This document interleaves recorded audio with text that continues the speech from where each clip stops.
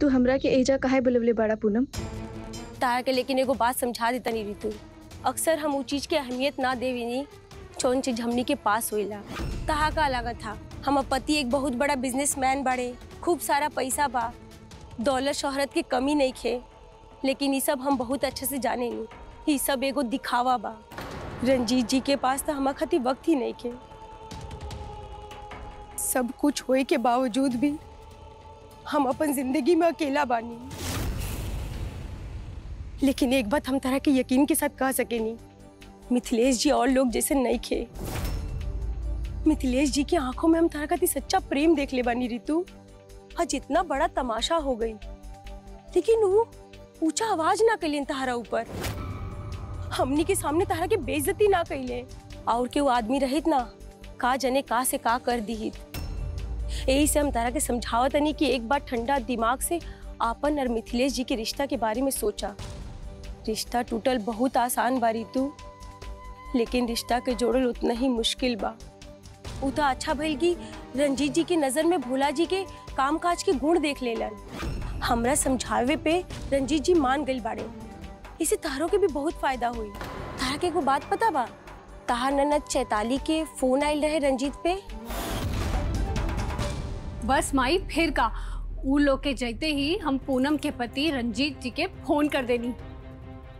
लेकिन रंजीत जी कहले कि भोला जी के दिल्ली में तो नौकरी ना दिला सकिले, लेकिन भोला जी हेजा गांव से ही साड़ी सप्लाई के काम कर सकिले। हमरा के तो ये सब बहुत ठीक लागल। आखिर ऐसे ही ना करके वो लोग के साथ में रिश्ता मजबूत हुई और फिर एक दिन भोला जी उन लोग के पास दिल्ली चल जाइए। वाह बेटी वाह, तू तो हमरों से भी 4 हाथ आगे भागत हड़ू और रहबू हमेशा अपना माई के मुट्ठी में। रहल बात दिल्ली जाके तो तू केतनो सपना देख ला, बाकी हम कब्बो तहारी सपना पूरा ना होके दे।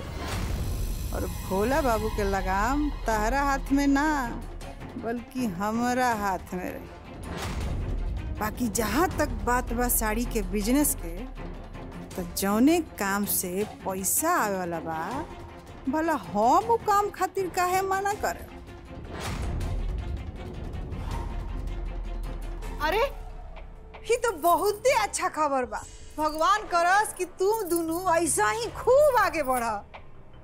हाँ अम्मा जी, चैताली रंजीत जी से बिजनेस की बात तो कर ली नहीं, पर हम पहले ही से नौकरी करता नहीं, फिर बिजनेस कैसे करब? ये काम अकेले भोला जी नहीं कर सकत। तहरा के अपन पति के समझावे के पड़ी कि भोला जी के साथ काम शुरू करे के।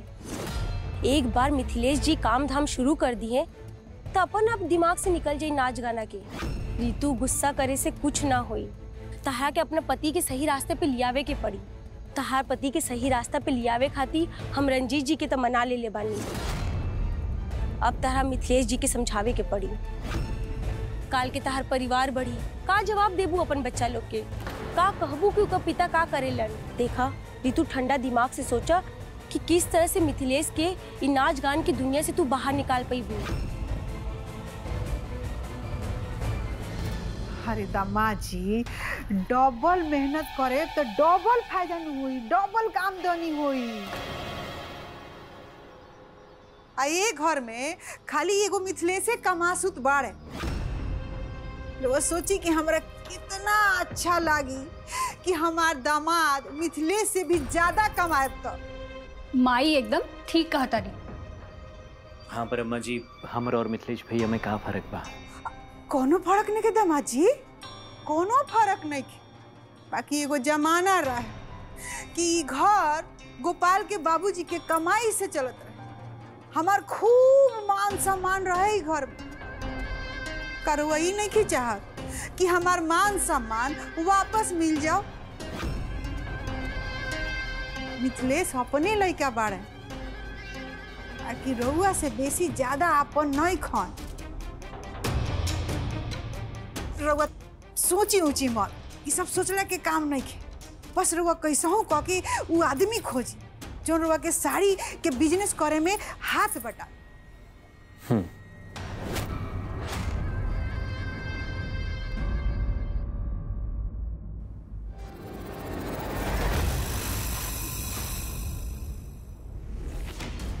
मिथिलेश के प्रोग्राम रद्द हो गए।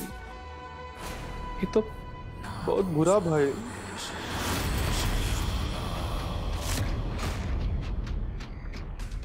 जब कोई चीज रद्द होला तब बहुत बुरा लागेला, लेकिन जवन होवे के रहे लो हो गई। अब दुख मनावे के का कर सके सिवाय मिथिलेश और ऋतु के रिश्ता बर्बाद करे के अलावा। और ऊ वक्त अब आ चुकल बा।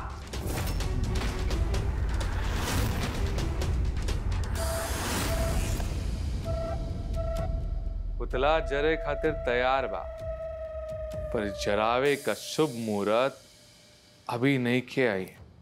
और ऊ शुभ मुहूर्त निकाले हैं रज्जो चाची।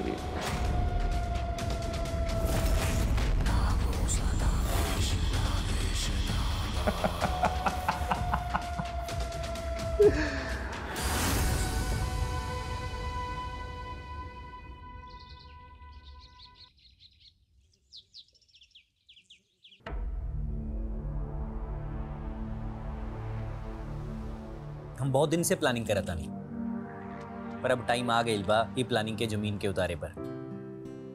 हम साड़ी के बिजनेस शुरू करे जाता नहीं। कुल प्लान लगभग तैयार बा, पर अब हमरा के केहू ऐसन चाही जे बिजनेस के काम के संभाल सके। और तहरा से काबिल के हो सके ई काम खातिर। तब कब से ज्वाइन करा ताड़ा हमार बिजनेस के? का तू अपन खुद के बिजनेस खोल ले बड़ा? अरे हमरा के कबो बतावला ना भाई। ठीक बा, बहुत बहुत बधाई। अच्छा सुन, अगर तहरा के केहू और मिली तो हमरा के जरूर बताइए। ठीक बा, रखा तानी, आपन ख्याल रखो। भोला जी, नया बिजनेस शुरू करे खातिर बहुत बहुत बधाई। धन्यवाद भाभी। हम अब ही बिजनेस शुरू करे खातिर सोचा तानी, पर केहू मिलते नहीं थे जेकरा साथ शुरू करी। दरअसल हम अपन नौकरी के अभी अचानक से न छोड़ सकेनी। यही से हमरा के एक आदमी के जरूरत बा जो हमरा साथे मिल के ये बिजनेस के संभाल सके। भोला जी, रउआ के नया बिजनेस शुरू करे खातिर एगो आदमी की जरूरत बा, तो रउआ काहे नहीं के मिथिलेश जी के रखे तानी? घर के है, बिजनेस भी रउआ के बहुत अच्छे से संभालिए और अच्छे से मेहनत भी करिए। का सोचा तानी? हाँ। अरे तू ना मिथिलेश के चिंता छोड़ा, अपना बारे में सोचो। अरे तू ही काहे ना भोला बाबू के साथ मिलके उनकर बिजनेस संभाले के काम करत रहो। अरे इतना पढ़ल लिखल बाड़ू, तुम 2-4 पैसा कमाए लगबू, केहू के भरोसे तो ना रहे के पड़ी तारा।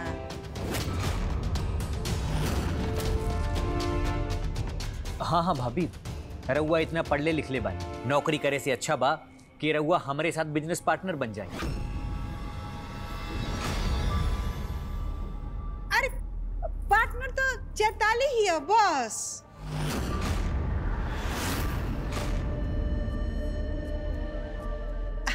अरे तू भोले बाबू के कहे का मतलब ई कि वहाँ के कंपनी में तू नौकरी कला।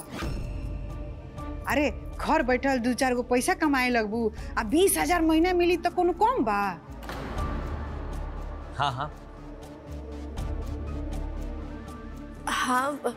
हाँ भोला जी, ऑफर तो बहुत बढ़िया बा। बाकी हम सोचता नहीं कि ये नौकरी मिथिलेश जी की ही करे के चाहिए, कैसे कि हमसे ज्यादा मिथिलेश जी की जरूरत बा नौकरी के। और वही बहाने कुछ घर में पैसा भी आ जाए। ठीक बा भाभी, हम पैसा लगा के बिजनेस शुरू करब और मिथिलेश भैया बिजनेस चलाई। तो ठीक बा, हम मिथिलेश जी के बात करके हाँ बतानी।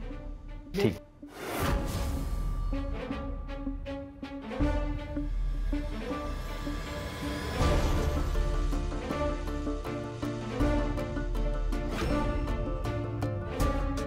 भोला बा, रउआ नु एकदम भोला बा।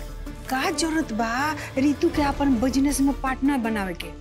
अरे कंपनी में नौकरी करी ऊ ठीक बा। आ रहल बात चैताली के, तो ओकरा मन नहीं खेत का भर? जब काम होत शुरू हो देखी नु तो अपने मन होई काम करे के। तो बिजनेस तो हुए नु हमारी चैतालिए के बनाई अपन बिजनेस के पार्टनर। और रहल बात रितु और मिथिलेश के, तो बहुत जल्द पार्टनर ना नौकर बनाए रितु बेटा। बस तू देखा जा कि हम कैसन नाच नचाओ तनी तहरा के और मिथिलेश के, जिंदगी भर हमरा के ना भूले वालो।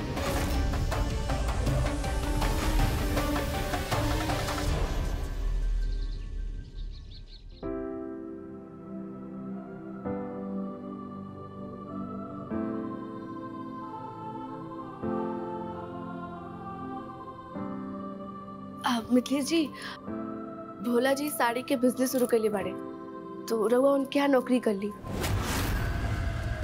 उनका कुल बिजनेस संभाल। हम उनकरा से कुल बात करके आवत आनी।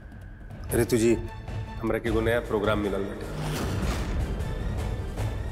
तो हमार पूरा ध्यान वही पे बाटे। तो फिलहाल अभी बीच में हम अभी कोनो काम ना कर पाए, ऐसे कि हमने की चाहत कि हमारा तैयारी पर कोनो असर पड़े। 20,000 तनख्वाह बा, एक बार फिर से सोच ली। सोच ले बंदे तुझे, हम भोला जी के संगे बिजनेस ना कर पाए, कहे से कि हमरा के फिलहाल अभी अपना नाच पर ध्यान देवे के बेटे।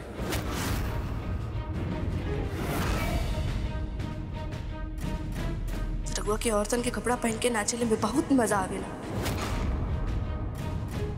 लेकिन उहे साड़ी बेचे में शर्म आवत है। ना रितु जी, आप हमारा कला के बारे में कुछ जानते नहीं की, और ना ही कला के महानता के बारे में कुछ जानते। अगर आप जानती तो ऐसा कुछ बातें ना बोलती रितु जी। ठीक बा, रवा के जवन करे के बा करी, हम जाता नहीं।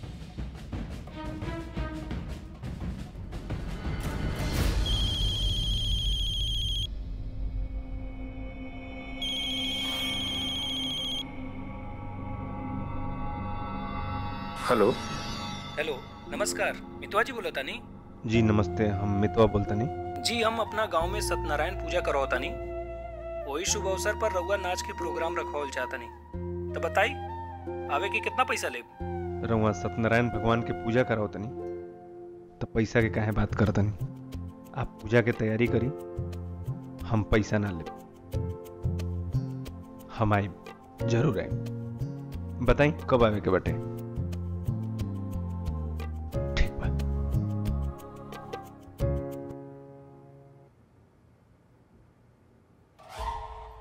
अरे रितु, अरे बहुत बहुत बधाई हो तारा के। मिथिलेश के एगो प्रोग्राम में नाचे के बयाना मिलल बा। रउआ के बतवलस? हाँ, गोपाल के बाबूजी कहत रहनी कि मिथिलेश बहुत खुश बा प्रोग्राम में नाचे खातिर। बाकी हम नु तारा बारे में सोचतनी कि तू चाहत रू कि मिथिलेश नौकरी करे, आ मिथिलेश के माथा पे नाचे गाँव के भूत सवार बा। तू तो नौकरी कराई के नहीं चाहत, हो नाच गान क के ही अपन भविष्य बनावे के चाहता, तो का कर दे?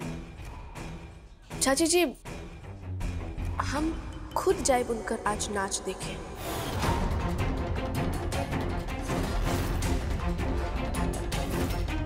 का? हाँ चाची जी, हम अपनी आंख से उनकर नाचत देखल चाहता नहीं।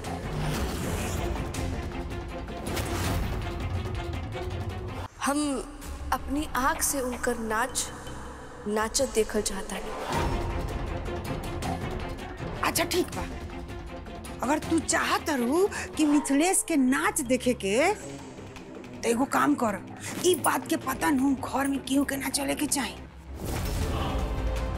ना तो तहार जाए के मकसद पूरा ना हो, बुझाई? जी चाची जी, रउआ बिल्कुल परेशान मत होकर, केहू के कुछ भी ना पता चले। हम सीधे से जाके मिथिलेश जी के सरप्राइज दे देते।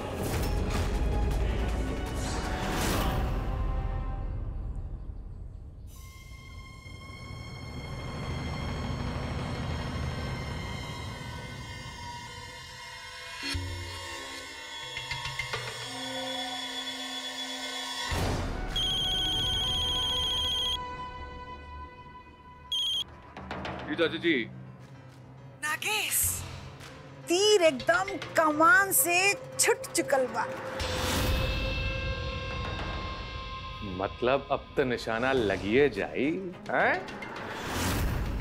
अरे उ रितुआ एकदम ठान ले बिया कि वो अपना आँखी से मिथिलेश के नाच देखिए के मानी। ये तो बहुत अच्छा खबर बा चाची जी। जब ऋतु मिथिलेश के नाचत देखी तो ओकरा नाच से बहुत प्रभावित हो जाए, पसंद करे लागी मिथिलेश और ओकरा नाच के। और अगर ऐसन भइल तो आप अपन चाल में कामयाब हो जाए चाची जी। वो कैसे हो? बस जवन हम कहता नहीं, हमार बात ध्यान से सुन।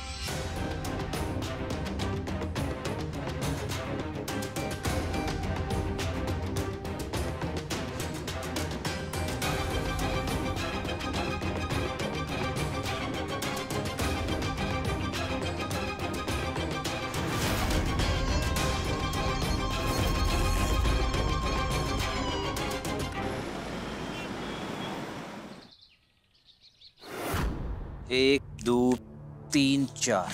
शुरू खातिर 4 बॉक्स बहुत। आगे डिमांड के हिसाब से ऑर्डर दे दे। मिथिलेश भैया ली संभाली, अब रहुआ के सब देखे के बा। मिथिलेश जी के साड़ी बेचे में दिलचस्पी नहीं के भोला जी, साड़ी पहने में दिलचस्पी बा।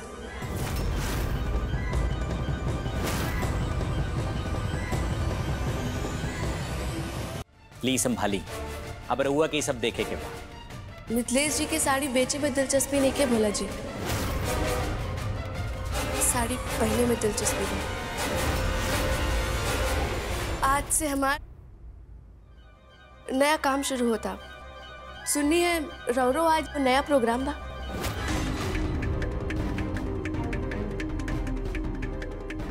तो हम सोचती रउआ खातिर एगो तोहफा ले ली, तो हम रउआ के ई लहंगा देता नहीं। आज के प्रोग्राम में रउआ यही लहंगा पहने, बहुत अच्छा लगा।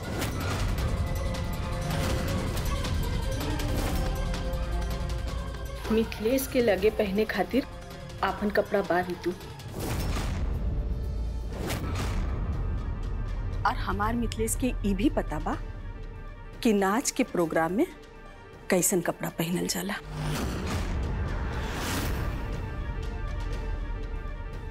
माई, हम मानता नहीं कि मिथिलेश जी औरतन से बेहतर औरतन वाला नाच करेले, बाकी ई कपड़ा के मामला में औरतन से बेहतर नहीं खे।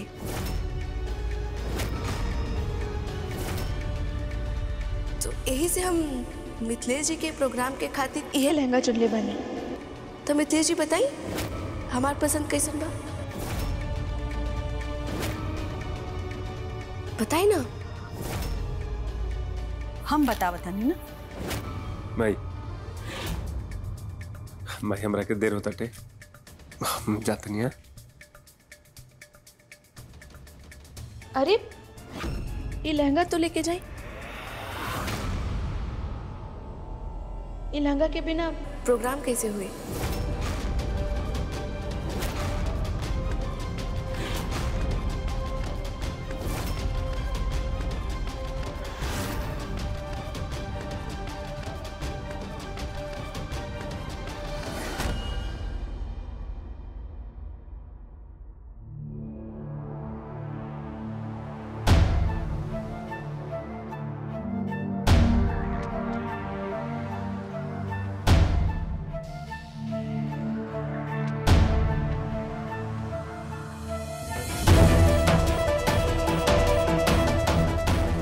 के औरतन के कपड़ा पहन के नाचने में बहुत मजा आ जाए, बहुत मजा आ। लेकिन उहे साड़ी बेचे में शर्म आवे। आज के प्रोग्राम में इहे लहंगा पहना। इन लहंगा के बिना प्रोग्राम कैसे हुई?